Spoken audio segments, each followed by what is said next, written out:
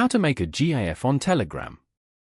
Start by opening up the Telegram application on your phone. As you can see, you are now in the Telegram chats list. Here, you can view all your chats on Telegram. Open any chat from here.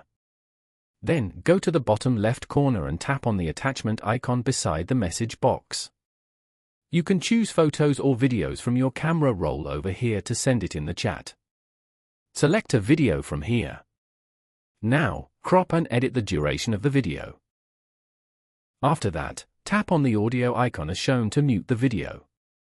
Now that you have muted the sound, the video will autoplay and loop like a GIF. After that, tap on the send button below.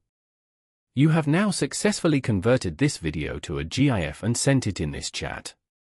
Following these steps, you can easily make a GIF on Telegram. Thank you for watching. Please leave a like if this tutorial helped you, or leave a comment below if you have any questions related to the video.